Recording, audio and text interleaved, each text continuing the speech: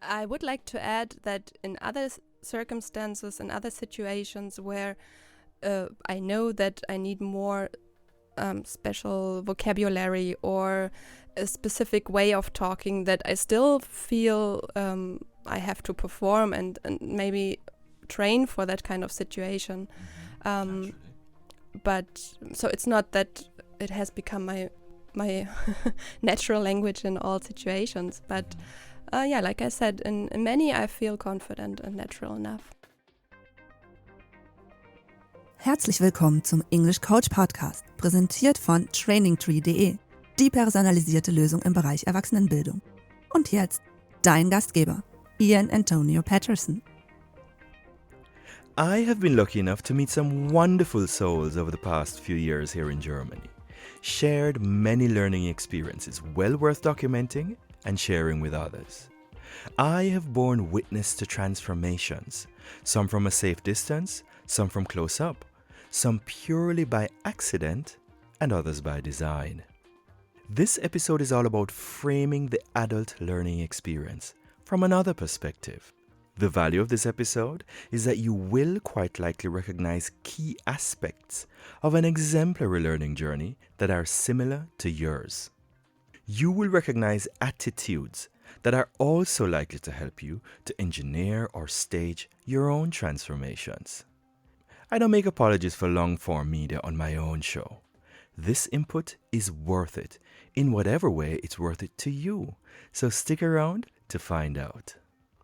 A full transcript of this show, together with various extras, mini lessons, and more, are available to my site members and subscribers. This episode was recorded in December of 2019 and originally planned for season 1. However, I am called to do proper justice to my guests, also by publishing when the time is right. At any rate, I am happy to see that after 27 episodes, my core message and purpose have not changed. Lernen mal anders, the more relaxed, accessible, human approach to your learning journey. It's not about perfection, it's about progress. It's not about settling for less than the best. It's about acknowledging the fact that the best that you can achieve for yourself is perhaps closer than you think. By the end of this episode, you will have a better idea of how you can also do it for yourself on a private, professional, or on the artistic stage. So then, without further ado, my lovely longtime friend and learned associate, Dr. Jennifer Reinecke. All right, now, Ginny. May I Ian. call you Ginny, or should I You call may. you? Yeah. All right. Good. Okay, Ginny, I'm gonna start immediately by congratulating you on your latest achievement, your PhD. Thank you very much. Yes, I feel really honored to have you in studio today. Very welcome. Yes, you are my very first doctor interviewee. And I would like to say that loud and clear so everybody hears, because I'm proud of it. Thank you. I'm too, a little bit. You are welcome. We've known each other for quite a while. I kind of experience it in the making. Yeah, that's true. And it's just great. It's fulfilling also on my part to see that this has finally happened. I also had the opportunity to see some of the challenges or to experience some of the challenging times with you, so to speak. Yeah, there were some. Yeah, leading up to this. It is something really special. I have the greatest respect for it. And also your topic is something that continues to inspire me. And I'm very impressed. Thank you. Congrats again. Now, I'm doing a podcast for my learners of English for the most part. And this is a place, as I like to say, where I invite people to relax a little bit, live the language and enjoy the freedom to improvise and, also auf Deutsch, lernen mal anders einfach. Huh? Mm-hmm. That's why we're here today. And the first thing I would like to ask you, we get straight to the point, is how did you learn your English?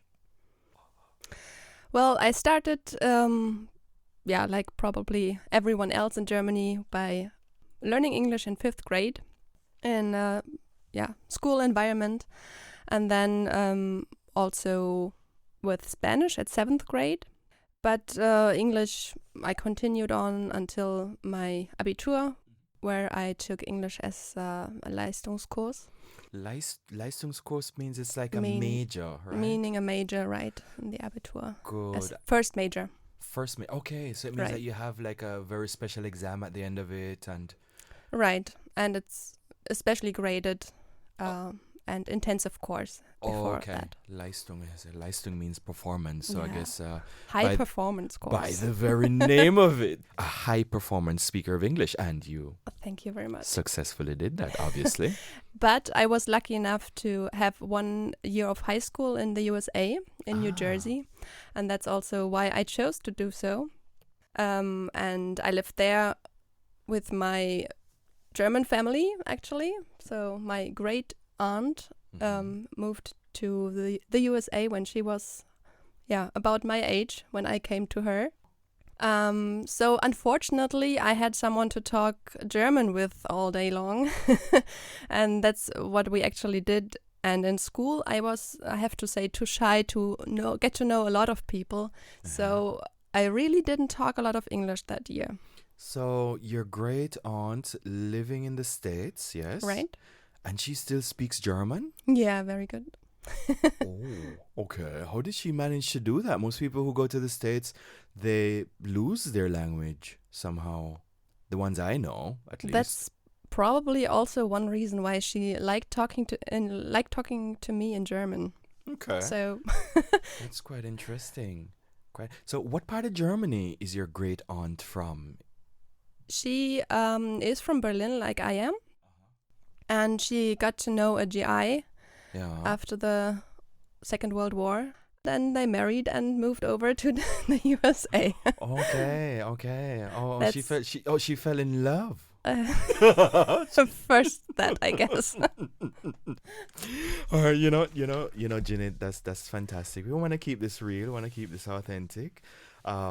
So that actually leads us to the next question that I had. In terms of the learning of the language, obviously you learned in school, as most people do, starting at class 5, you said? Was Right. it? Yeah. Now, in terms of the second question, the development aspect of it is actually having to do with the things that helped your language to grow. For example, in school we get kind of vocabulary lists, we get grammar rules and so on. And many people study these things just to pass tests. Right.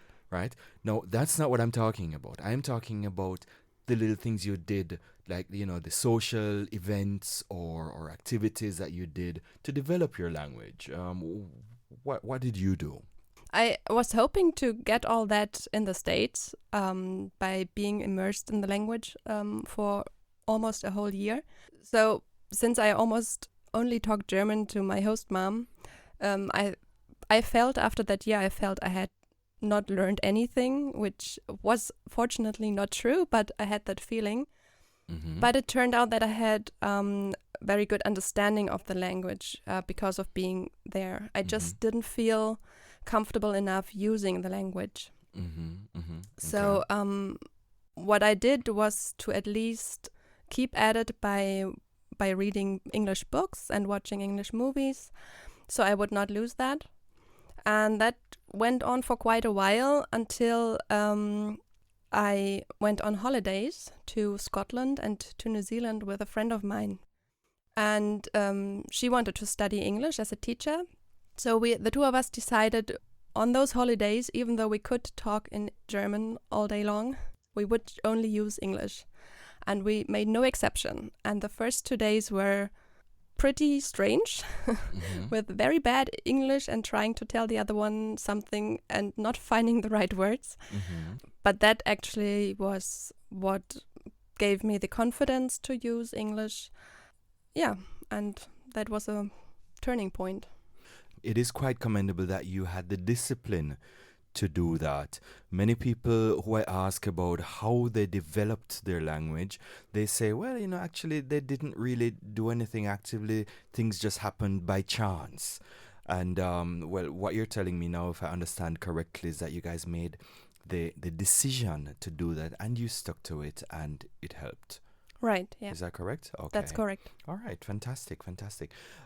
From all these things that you did, I'm gonna ask you soon what actually worked the best. I'm sure there were other things that you did. However, you mentioned films. Yeah. Now, just tell me, how did you watch these films? Because the thing is this, English is not exactly what you call a phonetic language. That means sometimes what you hear is not necessarily what you see if you're reading while you listen. Did you watch these films with subtitles? No. Not at all? No. Okay. Still, to this day, subtitles tend to distract me a lot.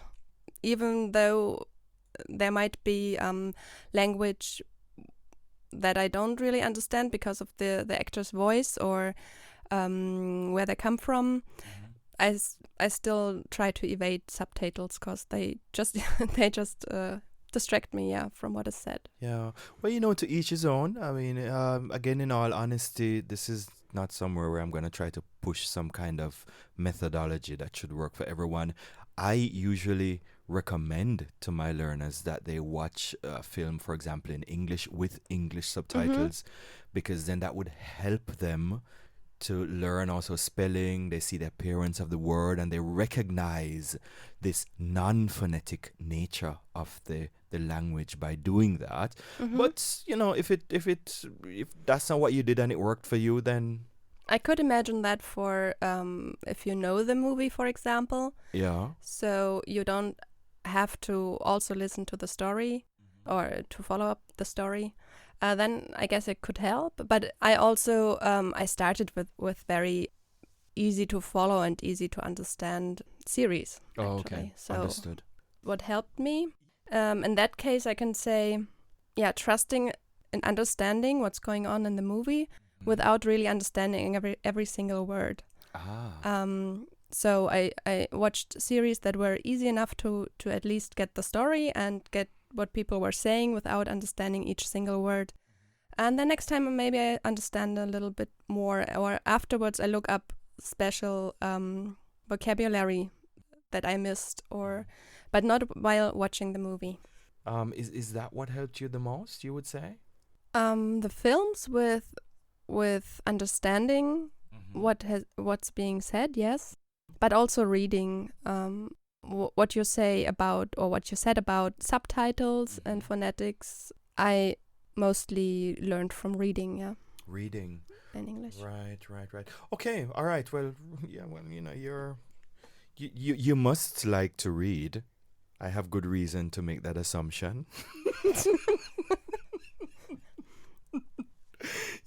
Well, obviously, you do like to read, right? I do, yes. Yes. Good. It's funny because one thing that happened a few weeks ago when you were celebrating having achieved your PhD, I noticed on your bookshelf you had a series of books that I actually read as a child, and it was Right, yeah. that was so surprising to me because, as the name of the book says, the first one was Clan of the Cave Bear. Yes, right. Yeah. And then the series goes on to, I don't know, Valley of the Horses and Plains of Passage, I think. You know them all. Well, I know 3. I read 3.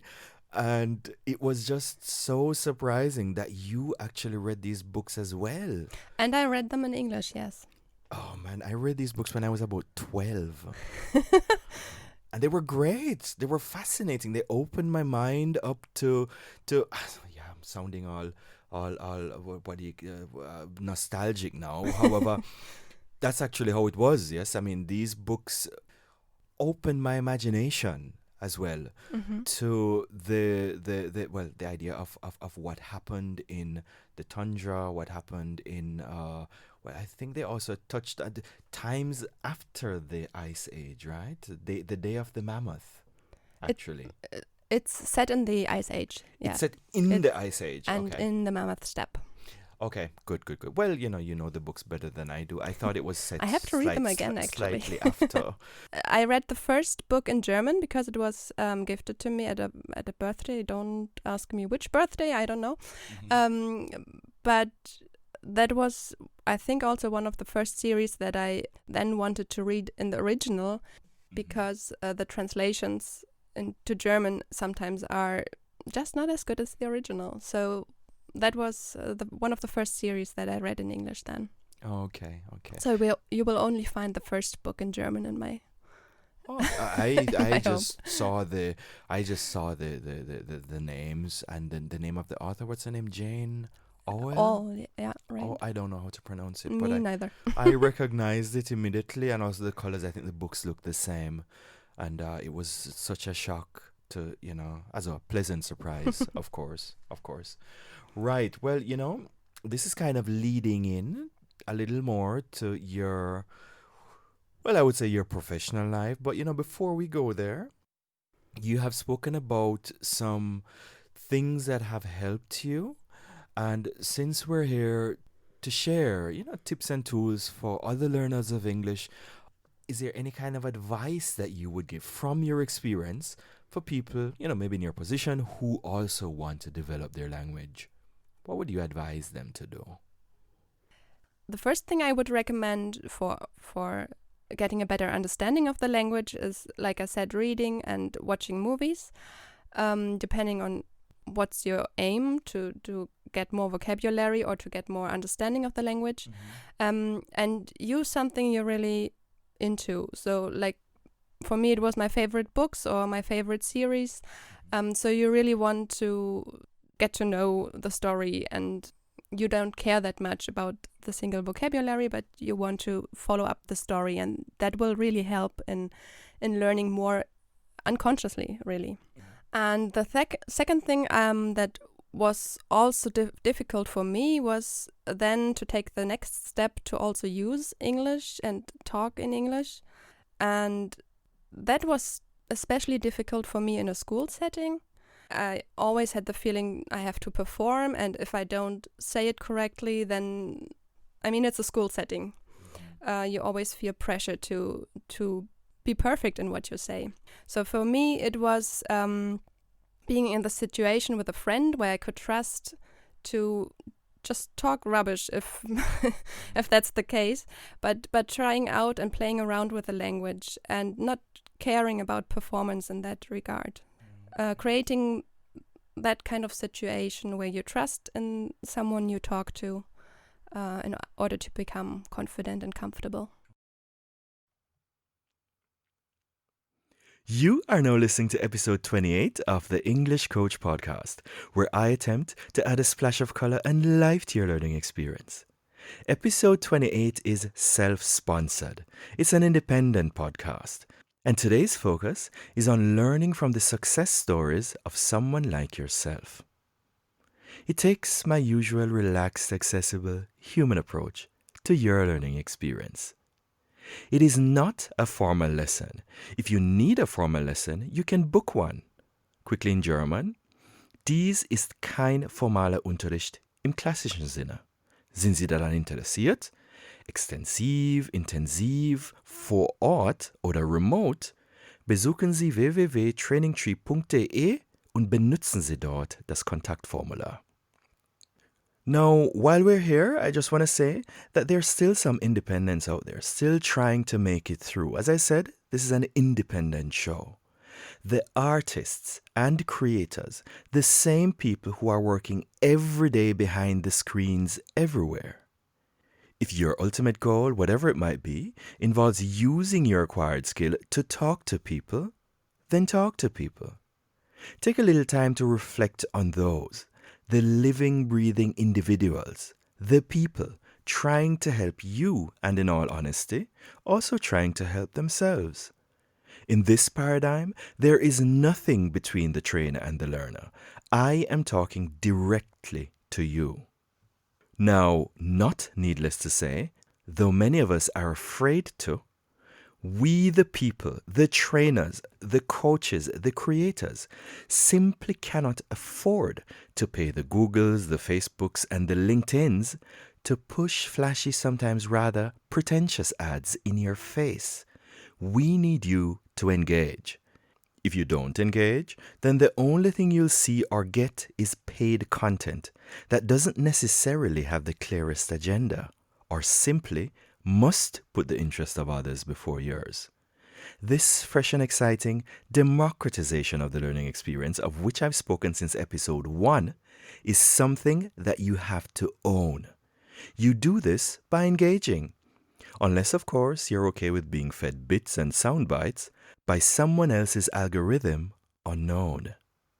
Okay, that's enough straight talk for now. To each his own. And furthermore, the people that I'm talking to right now know that already. Sometimes we need a little reminder. So I'm inviting you again, from one person to the next. Don't keep it all to yourself. Don't forget to engage with the content wherever and whenever you want. Comment in the comments, tag or share it with a friend. This is my own little message in the middle, my own reflection section, as you like. Truth be told, it is not necessarily something endorsed by my esteemed guest. At any rate, I am looking forward to hearing from you. Feedback is a stage.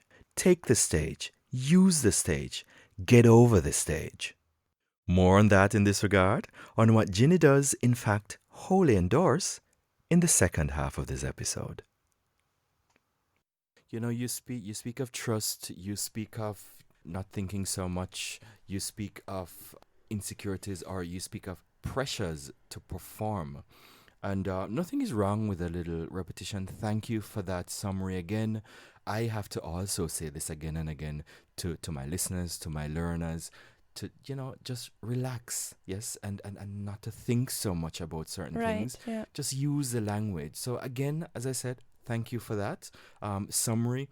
I have to always say this to my people, right? However, this whole pressure to perform, it's not the easiest thing to get over sometimes. This kind of insecurity or stage fright. Yeah, as I put it. Part of that, yeah. I always speak of the stage of life.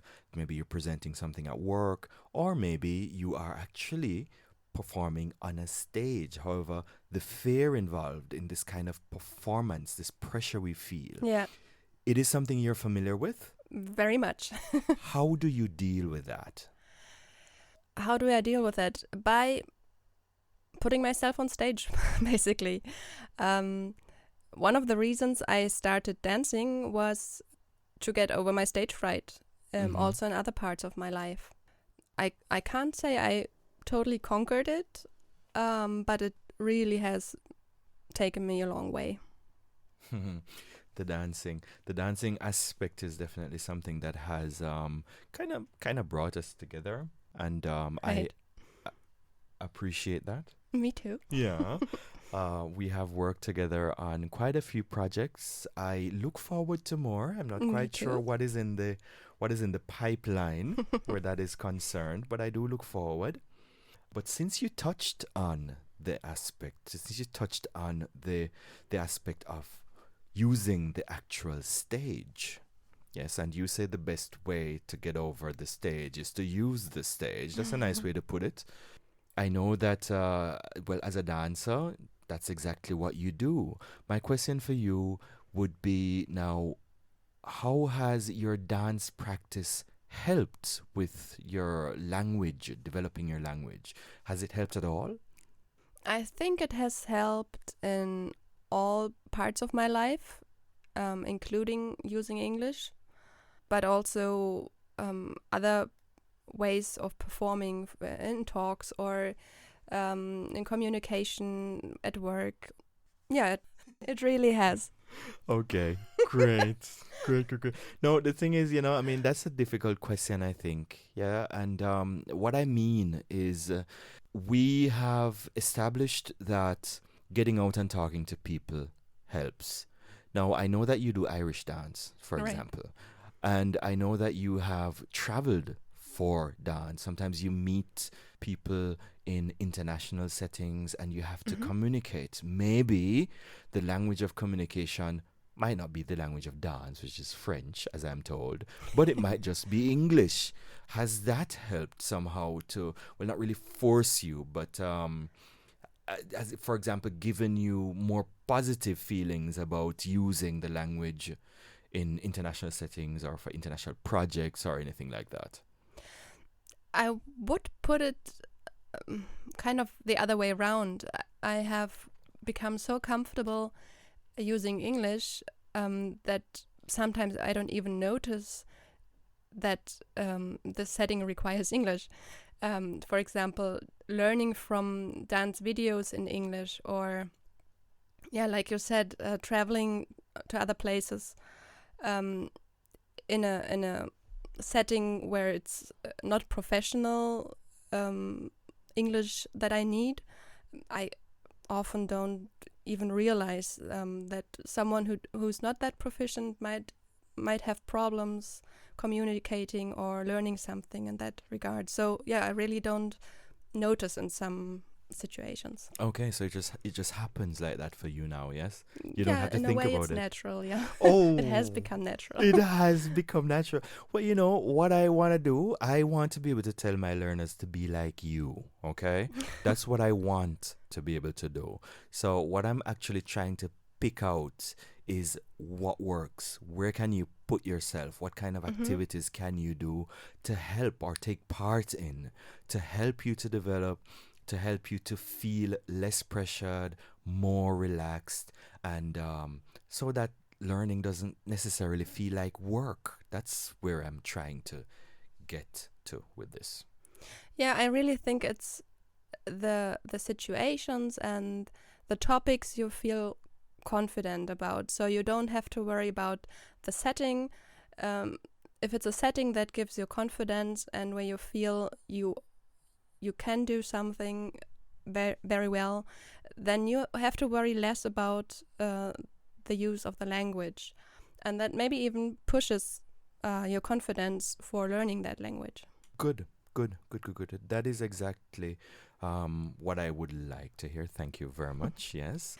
I would like to add that in other circumstances, in other situations where I know that I need more special vocabulary or a specific way of talking, that I still feel I have to perform and maybe train for that kind of situation. Naturally. But so it's not that it has become my natural language in all situations. But like I said, in many I feel confident and natural enough. Okay. I recognize how precise you are with your answering. Of Yes, course, you I'm a definitely. scientist. You definitely. Sometimes I say, okay, I'm going to ask you one question, and I end up asking you three, and then you break it down. That's good. That is good. Thank you for helping me to structure my questions properly. You're welcome. All right. Okay, so I think we've come to the point now where I want to ask you specifically, what role does English play in your professional life? Well, English played a huge role in my university education. I realized then how much my high school year really gave me an advantage over other students who, especially in the early stages of university, struggled with reading scientific papers. To me, scientific working and all the methods and the vocabulary were enough to work with. So I was very thankful that I didn't have the language problem anymore. And then not only during university times, but also during the first years of my PhD studies and first jobs that I had, it's just an everyday task to include English in searching information, in reading state-of-the-art literature and communication with colleagues, in presenting and publishing results. So, being a researcher without being natural more or less in English is difficult. And I did have colleagues that had language problems, and they were very good researchers, but had problems publishing their results because when they had to write their manuscript, then at the latest, the language problems come up. I'm not going to say it's a language of money. I'm not going to say it's a language of science. I'm just going to say that it's a language that a lot of people are using. And it connects people, I would say. It definitely connects people. Thank you for mentioning that again. I think many of us know how important that is. What I find, I won't go into whether that is fair or unfair or where it comes from, historical reasons and so on and so forth. Right. But in terms of the manuscript writing, you said. Some of the older colleagues, maybe who also had to, due to historical reasons, study Russian instead of English. But also younger colleagues who are just not, that much into English, or just doesn't, it takes them longer to learn a language. So, young and old. Well, maybe they should do some of your free time activities like dance and watching films and going to Ireland and Scotland. Well, you can also study that kind of dance only in German, which is possible. Okay, well, maybe they could go visit your great aunt. No, but she would also speak German, yes? Okay, alright. Du schneidest es einfach raus, wo ich sage, es geht auch ohne Englisch, ne? Nein, natürlich. Es geht auch ohne.